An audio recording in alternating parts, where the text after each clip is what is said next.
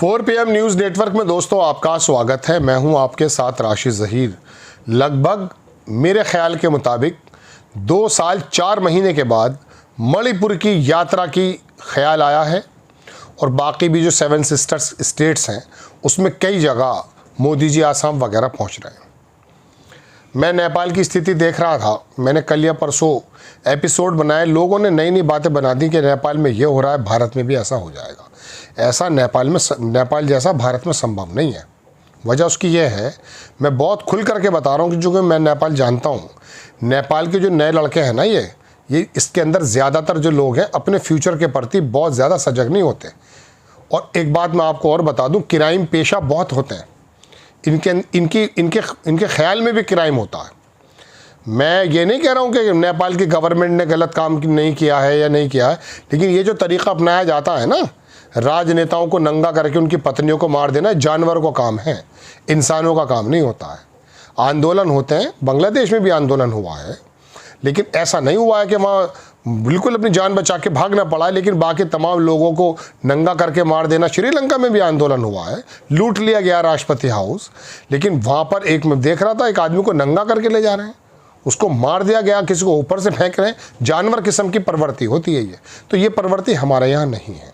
खैर, मैं अपनी खबर पर आता हूँ दोस्तों कि 7 सिस्टर स्टेट जो हैं ये बड़ी नाजुक स्टेट्स हैं। ये भौगोलिक एतबार से भी अगर देखें, सिलीगुड़ी अगर कॉरिडोर का बीच में से देखें तो एक तरफ ये बांग्लादेश को भी छूता है, एक तरफ ये नेपाल को भी छूता है, चीन को तो छूता ही है। ऐसे में दोस्तों वहाँ आंदोलन क्या हो रहे हैं कि मोदी जी के ख़िलाफ़ वहाँ बातें हैं। मैं अभी देख रहा था, देश के एक बड़े पत्रकार हैं, उन्होंने एक वीडियो शो किया। मैं उसकी कोई जिम्मेदारी नहीं ले रहा हूँ, लेकिन चूँकि देश की बड़ी पत्रकार हैं, उन्होंने अपने फेसबुक पर डाला तो मुझे लगा कि मोदी जी के ख़िलाफ़ वहाँ पर कोई किसी प्रकार का प्रदर्शन चल रहा है। मैं ये तो नहीं कह रहा हूँ कि मोदी जी को नहीं जाना चाहिए, लेकिन ये समय बहुत उपयुक्त नज़र नहीं आया।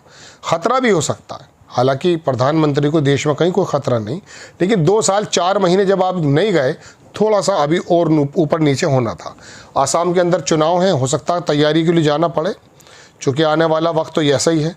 लेकिन मैं 2 खबरें दिखाता हूँ आपको दोस्तों कि इसके अंदर आप ये देखेंगे। पहली खबर तो मेरे सामने पड़ी है, ये दरअसल रूबी अरुण हैं, न्यूज़ नेशन देखती थी शायद, कोई अखबार है वो है इनका, वाला चैनल में रहती हैं ये। इन्होंने इसको पोस्ट किया और पोस्ट में इन्होंने लिखा कि ये है वो सीन कि अपने देश के असम राज्य में 3 सितंबर से ही बीजेपी सरकार और मोदी की वादा खिलाफी के विरोध में एक तीव्र आंदोलन लगातार चल रहा है। असम के अंदर, मणिपुर पे भी आऊँगा। यह आंदोलन आसान का मोरान और कोच समुदाय कर रहा है, जो खुद को अनुसूचित जनजाति का दर्जा देने की मांग कर रहा है। 2014 के चुनाव प्रचार में मोदी जी ने इन्हें भरोसा दिया था कि इनकी सरकार बनने के 100 दिन के अंदर ही इन आदिवासी समुदायों को एसटी का दर्जा मिल जाएगा। मोदी ने 11 सालों के शासन के बाद भी इनसे किया वादा पूरा नहीं किया। ठीक है जनाब। अब 14 सितंबर को मोदी जी आसाम के दौरे पर जा रहे हैं। उनके पहले ही हजार आदिवासी सड़कों पर उतर चुके हैं। यह है खतरे की थोड़ी सी बात। और सरकार विरोधी नारे लगा रहे हैं। 2016-2022 में हालांकि केंद्र सरकार ने बयान दिए थे कि इस पर काम किया जा रहा है, लेकिन अभी तक हुआ नहीं है। मुख्यमंत्री हेमंत बिस्वा ने भी घोषणा की कि सरकार 6 समुदाय को एसटी दर्जा देने को लेकर तैयार एक विस्तृत रिपोर्ट को विधानसभा में पेश करेगी, पर सारी बातें हवाई रह गईं। नतीजतन अब हालात विस्फोटक हो चुके हैं। लोग गुस्से में हैं, अब इंतजार करने को तैयार नहीं है। दोस्तों, एक बड़ी रिपोर्ट छपी वायर में, मैंने देखा उसको, मैंने उसको पढ़ा कि मणिपुर पीएम मोदी के दौरे की तैयारियों के बीच चुला चांदपुर में स्थानीय लोगों व पुलिस के बीच झड़प। मणिपुर के चुला चांदपुर और गुरुवार रात के कुछ स्थानीय लोग और पुलिस के बीच झड़प हो गई, जब कुछ लोगों ने 13 सितंबर को प्रधानमंत्री नरेंद्र मोदी को प्रस्तावित दौरे की तैयारी में लगाई गई सजावट को खराब करने की कोशिश की। इस बीच अर्धसैनिक बलों ने कानून व्यवस्था और सामान्य स्थिति बहाल करने के लिए शहर में फ्लैग मार्च शुरू कर दिया। ये पूरी की पूरी बात है अब बात ये इंडियन एक्सप्रेस ने भी इसको छापा है दोस्तों कि घटना चूल्हा चांदपुर की है। हेलीकॉप्टर से प्रधानमंत्री के उतरने की उम्मीद है जो एक शिविर के नज़दीक है। प्रधानमंत्री के प्रस्तावित दौरे के निर्धारित कार्यक्रम के अनुसार उनके बीएसएफ केंद्र से कार्यक्रम स्थल पीस ग्राउंड तक सड़क मार्ग से 5 किलोमीटर की यात्रा करने की उम्मीद है। जिस सड़क पर वो यात्रा करने वाले हैं उस पूरे हिस्से को अलग अलग रंगों से, झंडों से सजाया गया है। अरे देखिए तो सही, मैतेई और कुकई आपस में लड़ मर गए, कट गए, प्रधानमंत्री जी नहीं पहुंचे। अब इन हालातों में पहुंच रहे हैं जब भारतीय जनता पार्टी के बहुत सारे नेता इस्तीफा भी दे रहे हैं बीजेपी से, तो वहाँ पर सजावट हुई। अब हुआ यूँ है कि तस्वीर गुरुवार को यानी कि परसों सुबह रात में चूल्हा चांदपुर के आई तस्वीरों से कुछ लोगों का एक समूह इन्हें फाड़ते हुए, आगजनी करते हुए, फिर पुलिस से भिड़ते हुए दिखाई दे रहा है, जिन्होंने इन्हें तितर बितर करने के लिए लाठीचार्ज किया। सुरक्षा अधिकारी ने बताया। तो ये तमाम लंबी खबर है, तो ये 2-3 खबरें मुझे लगी तो मुझे अचानक नेपाल याद आया। मैं बताऊंगा अभी क्यों।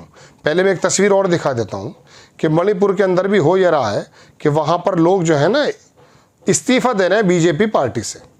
मैंने लिया तो था, इसके फोटोग्राफ्स अगर मुझे मिल जाते हैं तो मैं आपको दिखाता हूँ। ये आ गया, ये देखेंगे आप, ये है वो तस्वीर। मणिपुर में बीजेपी को बड़ा झटका, 43 सदस्यों ने पार्टी से सामूहिक इस्तीफा दे दिया। ये स्थिति है। अब आप सोचेंगे कि जी मैं क्यों जोड़ रहा हूँ, उनको या तो जाने के लिए कह रहे थे कि मणिपुर आए, अब वो मणिपुर आसाम इनका दौरा कर रहे हैं। बात यह दोस्तों कि वहाँ लोगों के अंदर एक थोड़ा सा गुस्सा है। बीजेपी के चीफ मिनिस्टर को हटा दिया गया, राष्ट्रपति चुनाव लगा दिया गया, लेकिन उसके बावजूद पूरा मणिपुर जलता रहा, चीखता रहा। उनकी महिलाओं की फोटोग्राफ्स आती रहीं, लेकिन मोदी जी वहाँ पहुँचे नहीं। इस बार जब वहाँ पहुँच रहे हैं कोई दिक्कत नहीं है, प्रधानमंत्री जी कहीं भी जा सकते हैं। मेरे मद्देनज़र या मैं खबरों को जो देख रहा था तो मुझे यूँ लगा कि ये एक्चुअली 7 सिस्टर स्टेट जो है ना, ये चाइना के करीब हैं। और आप माओ को भी जानते हैं, वो 5 फिंगर्स पे क्या बातें किया करते थे चीन के लोग। तो यहाँ की स्थिति इस समय जब नेपाल और बांग्लादेश के हालात बहुत अच्छे नहीं हैं, तो ऐसे समय में मैं ये नहीं कहूँगा कि मेरे मशवरे के मुताबिक प्रधानमंत्री दौरा करेंगे, लेकिन हालात पूरे देश में अजीबोगरीब हैं। ब्राज़ील में लोग सड़कों पर हैं तो फ्रांस में लोग सड़कों पर हैं। नेपाल के हालात आप देख चुके हैं, खुलेआम ट्रंप के एक सहयोगी के गोली मार दी जाती है कल। तो बड़े अजीब माहौल है। बात यह कि लोगों के अंदर रोष पैदा हो रहा है।